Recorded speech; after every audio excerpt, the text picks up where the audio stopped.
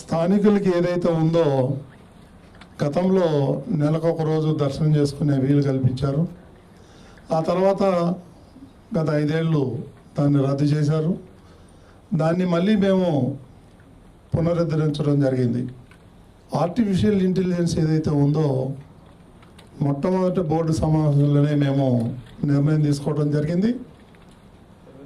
1-2 గంటల్లో దర్శనం చేయించాలి అనేటువంటి దీంతో ఏకగ్రీవంగా మా బోర్డు సభ్యులు తీర్మానించారు.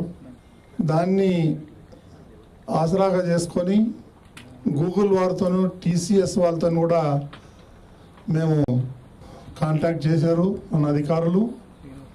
వాళ్ళు 90% రెడీ అయిపోయింది. ఇంకో చిన్న సమస్యలు ఉన్నాయి దాంట్లో.